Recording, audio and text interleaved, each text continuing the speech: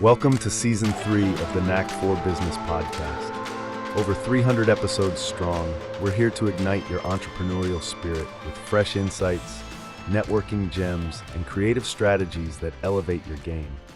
Are you ready to discover what your Knack for Business truly is? Your hosts are Bernie Franz-Grote from Creative Insight and Wayne Pratt from Motivate You, Inc. Today's topic is Dubai, Sales and Scaling Smart, the Entrepreneurial Playbook for Growth. Now, from the audience perspective, why is your business struggling to generate consistent sales, and how can you create a simple, effective system to close more deals? This is where our guest comes into play, Janine Lingenfelder from Jelani Sales.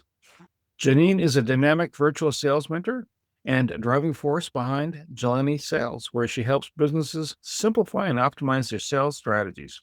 Based in the UAE, United Arab Emirates, Janine brings a global perspective to sales psychology, marketing insights, and revenue growth tactics, working closely with SMEs and brands across industries to turn missed opportunities into measurable success.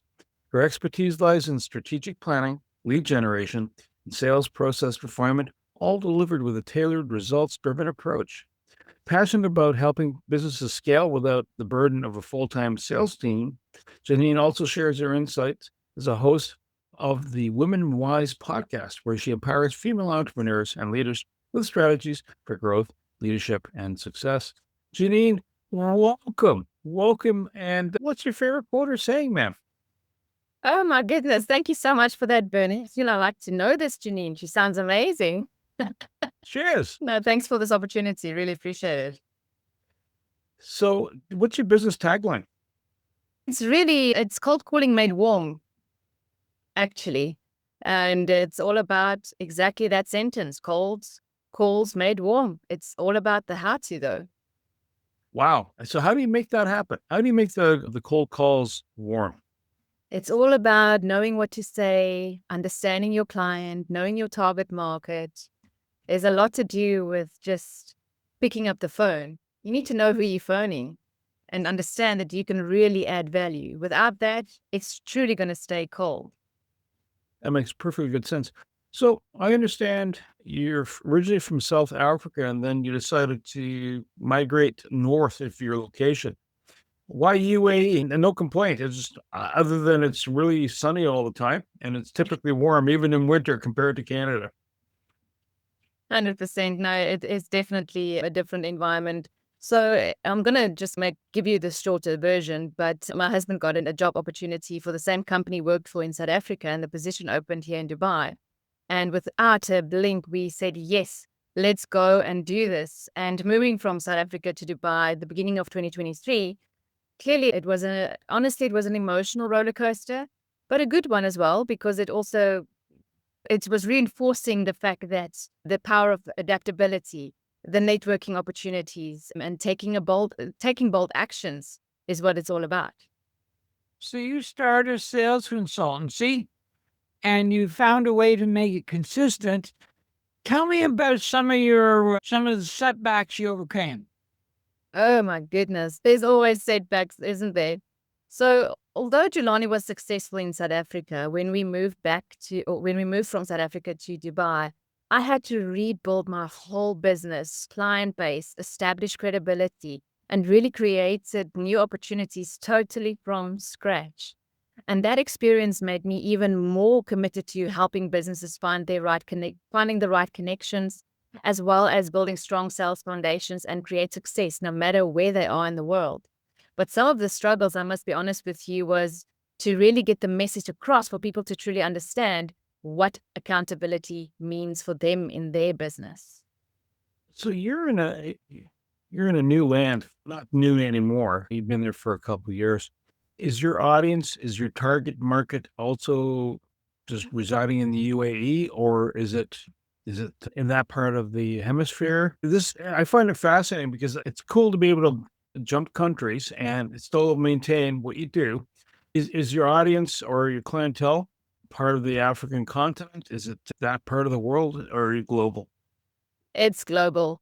As much as it is global, my focus is still to really be established and be known as the sales accountability partner within the UAE. That is my goal. And to get there, there's still a lot of processes and steps to be taken, but that would be my ultimate achievement for the UAE, stepping stone to really be known for the sales accountability partner. What do you wish Janine had told you 2 years ago that you've learned? That's a big question, Wayne. It really is a big question. And I thank you for that. It's to never be afraid of moving out of your comfort zone, because that is where the magic lies. And most of the time we are scared. Fear kicks in very quickly and we put it in that, oh, I'll do it next time. And that box sometimes never gets opened. So if I could tell myself in 2 years back, step out of your comfort zone, even more so in terms of being in a new city. It's all about lead generation to get people to go, okay, I want that. And we talked about the warm call, knowing your audience. How do you figure that out? Let's say I produce widgets and I'm on this side of the world and I want to do sales globally. How do you figure out that widget will fit well with someone in another country? And I'm not just talking about like the Middle East, but in Asia, because cultures are different, right? There's color matters, the expressions matter. They're unique to that space. Even here in Canada, you go across the coast, you'll have their unique flavors that crop up. How do you make that connection for somebody? How do you help them develop that connection with their audience? So from experience, it's all about knowing your goal, having that vision, and it's all about understanding the value that you can add to the audience. And with that, working with someone from another country or another city I always say to my clients that your testimonials are your clients are the ones that actually sell your services or your product. You shouldn't be able to do that. So the more testimonials you have, the better it is for you to create the relationships that you are looking for within the services and businesses that you're looking for. And this is not necessarily just written testimonials. Video testimonials are more powerful than written testimonials. And I think we all can agree with that, because there's an emotional trigger as well, where people can resonate and relate to those videos. And that's where the power lies. You're working with founders, and sometimes founders are not successful salespeople out of the box. Sometimes they're introverts. I'm an extrovert, so I can't even help myself. But how do you help founders sell? Wayne, I love that question. At the end of the day, sales is a habit, it's not a skill. And we need to remember that mastering comes from daily actions, not just knowledge. It's AI today. AI is helping you to go through certain steps in your business, but there's still a human element that goes with your business.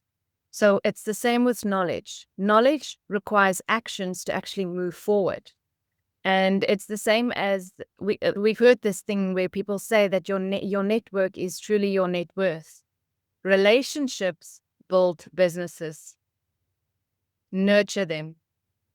If that is something that I can add to that, is nurture them, because they do make a big difference in your business. I can totally agree with that. And that's how we were introduced through a mutual acquaintance named Debbie. And she's in Australia, so that just shows you the reach, and which I think is fantastic. So as sales start to improve, are you just looking at the bottom line numbers? Are you looking at revenue ticks, or is there more that you measure? Is it, you have the feedback, you mentioned that, which is really good to have, right? Especially video testimonials. But what else do you measure? What other metrics do you track, or that a person should be aware of? With my experience, it's absolutely everything you do when it comes to sales. If you're not tracking, you're guessing. And that's a problem. Well, how are you going to measure your success? How do you know what works? How are you going to be tweaking what really matters? If you're not tracking every step, and it sounds like work, it isn't work. If you take it as a daily step and chunk it down, it's going to be far easier for you to realize the necessary steps to take to move forward, because you've got enough data, you're tracking your systems, you're tracking your movements, and it's where you want to be, because it comes back to what is the goal? Your goal should always be written down on a whiteboard. It must be in your face constantly as that reminder of this is where I want to be. And how you're going to get there? Through actions and tracking. Without data, you're guessing, and that's not a good space to be in, especially for as a business owner. So, what simple steps can you help an entrepreneur get consistent on? What's the secret sauce? Secret sauce, that is, you know what, obviously there's a few in terms of secret sauces, but I do believe that if you focus on what you do and how you do it, accountability it's the secret sauce. There's no doubt about it. And accountability, the reason for that is motivation fades. Motivation fades because life happens, but discipline drives results. And that's where accountability comes in. When you know someone that is going to be checking on your progress and also how far and how likely you are to do certain things, then that is where accountability turns into intentions into actions. You a fractional sales manager? You know what? Someone actually said to me the other day that, oh, you're not then a sales manager that's been outsourced, an outsourced sales manager. And that kind of, it resonated with what I do. So I would say yes. The answer is yes to that. When you mentioned accountability, usually that means there's someone else to echo to, or someone else that's beside you, not necessarily family or even someone inside your company, but there's someone at an outside source, and not a taskmaster, but more, by the way, and probably probably a mutual situation where, did you get there today? And so is that something that you provide, that kind of a community where you have that, you can ping things off? It's almost like crowdsourcing, right? Except it's specific for motivation. So are you like an exercise coach? Is that, and you have a team of exercise coaches all want, go for it, buddy. I do have a team. I do have a team that supports this. But most of the things that comes with sales and the accountability side of things is I am that person. I'm building the relationship, and I'm the one that is making sure that my clients are comfortable, because it sometimes can be a bit offsetting if you are dealing with too many people, too many coaches, and to have someone that's focusing on everything that you do within your business, it just gives them a clearer vision as to where they're going and how they're going and who they're going with. It's Friday, and some days I need more snap in my step. Can you tell me more about Snap? Snap, I love Snap. It's a baby that I launched in 2023. Snap stands for self-navigation activity, and it's the number 2 to prosper. Because in sales, it's a contact sport. It's a belly-to-belly sport. You need to see the person to build relationships. So Snap is really a step-by-step framework that simplifies sales, that removes overwhelmment, and it builds consistency so that you can close more deals and be more confident in what you and how you do things. Snap it's a beautiful platform. I'm really loving it, and so does the clients who's used it. It got 4 modules in it covering the foundations of sales, prospecting, lead generation, as well as sales presentation and building relationships. Together with that, you get resources, you get actionable solutions that you can use immediately within your business. And that, I think, is what makes Snap so different. So I'm gonna assume then face-to-face contact. You said belly to belly. I haven't heard that in a long time, which means in-person meetings. How do you leverage then? Because I wouldn't mind going to UAE or South Africa or Australia, but it's not in the cards. And if I go one place, I can't be in all other places at the same time. So do you also leverage online? Does Snap help you in the online space as well, if you can't make that last mile of that in-person connection? Yes, absolutely. Snap is designed for either online or in person. And that's really nice because we're all busy. We don't always have the time to have a coach or have an accountability person. So the Snap self-paced course is giving you that flexibility to do it on your own. But when you get stuck, That's the add-on of Snap, is you can connect with me and I can be there for you through the steps that you take using Snap at any given point in time, that wherever you're stuck, you can give me a shout and I can be there to guide you. Being your lighthouse, if you will. So does Snap make getting rejected easier? I would probably say yes. Yes, it does. If it makes rejection easier to deal with, why does it make easier to deal with? I think it's purely because of Snap and the added value that Snap brings with me as an accountability partner. That's the difference. You're not alone. And most of us, when we hear the word sales, we want to hit the eject button and run away. And that's the platform that Snap does allow, is to not have the eject button. You rather have Janine button, because I'm going to be able to guide you through the steps and make sure that you understand every single aspect within Snap, so that you can snap your fingers and really have that lead generation option to create the successful business that you deserve. That makes sense. So why would a person experience rejection? The reason I ask this question, if you know you're going to get a resounding no, or for example, I wouldn't come up to an 80-year-old typically and say, "Hi, do you want to go bungee cord jumping?" I think the answer is going to be typically, "I'm good, thanks. Carry on." Versus showing up with a bottle of scotch, which might tend to get more of a positive result in some places. So what do you get from a rejection? What do you take back as an understanding? Is it the method, or is it the wrong door to be knocked on? Oh, Bernie, I love this. I'm one of the special people where I love it when people say no, because it's a challenge.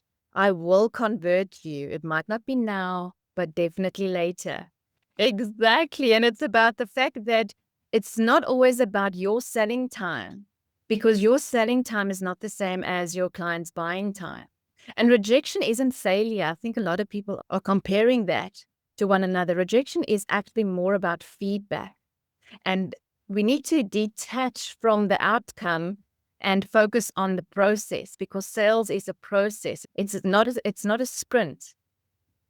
It's a marathon. And it's been said trillions of times that the more you hear the no, the closer you get to your yes. And with someone who's got over 2 decades of sales experience, I can absolutely say this is true. It's just to trust your process. And you found a way that they can learn this at their own speed. Yes. There's no cookie cruncher with how I do my mentoring. It's all about really understanding the struggles that my clients are going through. And from there on, it's building a program or a process, a sales process that's fit for their business. And based on that, we go through it pace. So it's making sure that they understand, because I'm not here to add more stress. I'm here to take away stress, to ensure that you have fun in sales, because sales can really be fun. It's just knowing how to get to the fun part is where the trick lies. When you take a person through a self-paced program with Snap, how long does that cycle typically take? And knowing that everybody, depending on the industry and the person, or the personality, and how long does that normally take them to cycle to get better at what they should be doing? It's a very difficult question, I must be honest with you, because each person is completely different. And some of my clients have gone through the course in 3 months. But I typically say that between 6 and 8 months is your best, because the fact that sales is a marathon, it takes time. It also takes time to build habits. And we used to have to build a habit in 21 days. Things have changed so much because we do so many things that it's actually now 90 days for you to build a habit. That is a scary thought. And as a business owner, you don't have 90 days to build that kind of structure for you to actually get leads and build a sales funnel. But if you understand the process and you trust what's going on and you see the progress, that's where the difference lies, because you will see the changes because you're doing the daily habits. And with that the self-paced course is you can always go back. You can always go back to the self-paced course section, wherever it was that you were struggling with, and go back and re-look and re-improvise, take notes, make changes, and refine what you're currently doing to then achieve what you want to achieve. And you have a podcast to help people. I understand specifically women, but you have a podcast to help people do this better. The Woman Wise podcast, thanks for mentioning that, Wayne, is all about uplifting females within Dubai. And it's where they're sharing their stories as to, because we always see the success. We never know and we never see how the challenges from where they were to where they are now. And that's the stories that we love to share. And Woman Wise podcast is all about uplifting. And that's where Snap is all about, is to make sure that you are staying uplifted within your sales process. Would you say that would be a common thing globally, or is more Middle East, Africa? And this is me asking because I'm not sure. I've never been. And so I don't have a sense of the culture in that space, other than I do know people are people. It doesn't matter what language you speak, what color your skin is. Some things hold true no matter what. But would you say that is a kind of a universal thing then for women, or is it women and whoever else that would fit that profile? Is that typical? Yes, I think it is universal, definitely. And I've been through, I went to London, I lived in South Africa, and now here in Dubai, and seeing certain things that takes place, you realize that, okay, I am on the right track, because it's a world round thing that's taking place. And it comes back to relatable. If I can relate to that, it makes it easier. So my answer is definitely it's universal. There's a thought currently among the Gen Z and millennials that you don't have to sell anymore. All you have to do is build a sales page, advertise the stuff out of it, and then just collect the money. Why do we still sell? I love that. I love that, Wayne, because it's so not true. We have to go back to basics. The things that worked in the past, they worked for a reason. And yeah, you do have apps and things like that where things happen. But you can't cover every single generation. You cannot tell me that every single human on earth loves apps, loves AI, loves certain things. So you need to make sure that you cover every single aspect of your business, and sales is 100% part of it. It's just the how you do it that makes the difference. Is there a specific industry that this is most suited for, versus someone who builds automobiles versus someone who is a dentist versus someone who sells SaaS, software as a service, or coaching services where it's a personalized connection between the client? Or a one-to-many scenario where you're, let's say, you're a networker, right? And then you're one person to many at the same time. Is this Snap ideal for any of these particular areas, or is it one size fits all? It is for SMEs and startups. And to be honest, it's for any industry. It's at the end of the day, it comes down to, if you don't have a process, how do you actually work? It doesn't matter if you're a dentist. It doesn't matter if you are in development, in real estate. If you don't have a process, where are you keeping track of what? We need to think of sales as a dating. You're dating, which means you will do everything to make sure that your date is having a fantastic time. And that's where it comes with our clients. We need to make sure that they are having a fantastic time with us. And the problem with most companies at this point is they don't follow up. And why is that? It's because they don't have a process. They don't even know where they're at. And if they had the process, they would have known the how to follow up, because 80% of sale happens after the 5th or 7th follow-up. And the scary part is most people, they stop after the first or maybe the second one. It's very few and far between those people that will actually push to follow up after the 3rd or 4th time. So sales process is very vital. So if a person isn't selling as effectively as they want and they say, I need to do something, and Snap may be a part of it, how much money should I be putting aside? That's the thing. It's really cost effective, because for me, Snap is built because I want to touch people's lives with the process. The more lives I can touch in terms of business owners realizing the importance of having a sales process, the better it is for everyone, because then you'll be less stressed.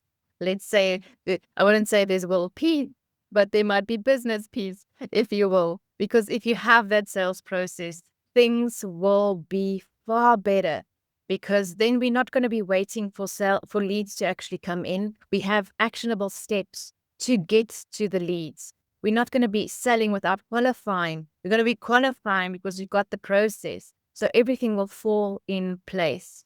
And that's where the difference is. So do you also work with non-for-profits or charities? Is that a space that you can help turn more? Because although a charity or non-for-profit typically is not a sales of a product, the sales of an idea to support something, is that an area that space you will also be involved with? Oh, 100%. It doesn't matter if you are asking for money or not asking for money. There is still a sales aspect into it. When you meet someone for the first time, you're already selling yourself. You're selling your personality. You're selling your friendship. But you're not putting sales pitches in there. You're not having a script in there to make sure that they like you. You are you, and that is what you want, because then that's the authenticity that comes through. So NGOs are still a place where you still need to reach out to people.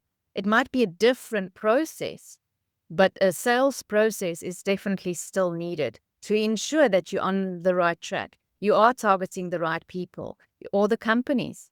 How are you presenting to these companies to get sponsorships, for example? Do you know how to do presentations? Are you aware of certain aspects of businesses? There's so many things when it comes to sales. So I absolutely say yes, that NGOs and NPOs definitely do also have a sales process. What should a startup take away as their key points to get started? To get started is to realize that sales is a marathon. As I said, it's not a sprint, and really understanding and trusting the process. Having someone that is there to guide you, make sure that they can help you through your sales challenges is key, because we can't do things on our own. Sometimes we're way too close to the project, and when someone outside comes in with a different perspective, the light comes on and they realize, oh my goodness, that's all I needed to move to the next step. So if we want to snap to it, how do we get a hold of you? You can get hold of me through LinkedIn, and as well as sending me an email. And the email address is HELLO for hello @JelaniSales.com. That would be the best way, is to send an email or connect with me on LinkedIn. I want to say thank you to Janine, my co-host Wayne, and you, the Knack for Business listeners. If you're a startup, SMB, small, medium business, and you're finding that you're struggling with sales, Janine's available. Now, keep in mind, she's in the UAE, so she's just underneath Europe, roughly speaking, I should say. And so time of day. So if you're here in North America, you have early morning is a good time to connect, not in the evening. To reach the podcast hosts, email them at info@creativeinsight.com or by the website creativeinsight.com, spelled KREAVINSIGHT.com. To reach Wayne at his email, wayne@motivateyou.ca, that is MOTIVE, the numeral letter u.ca, or his website, motivateyou.ca. If you would like to be a guest on this podcast and share your knowledge, let us know. We would also appreciate your feedback on the content or format. Check the show notes for more details.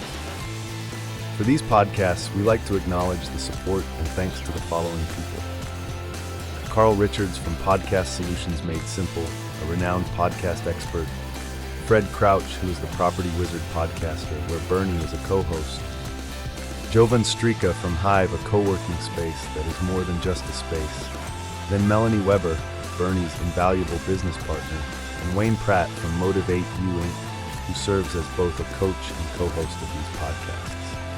Disclaimer: please note that the Knack for Business podcast episodes are meant solely for educational and general informational purposes. The information and opinions contained within are not intended to be professional advice on any subject matter. The thoughts, views, and opinions expressed by the participants are their own personal beliefs and do not represent the views of the podcast hosts or any affiliated organizations. It is important to note that this podcast is not a replacement for consulting with certified experts in your area who possess knowledge of your unique situation. The hosts of the podcast, along with any participants or affiliated groups, do not take responsibility for any actions taken or not taken based on the information presented in this episode. It is highly recommended that individuals seek guidance from their own personal advisors in fields such as accounting, law, or other pertinent areas prior to undertaking any actions or making decisions that may impact their financial, legal, or other aspects of life.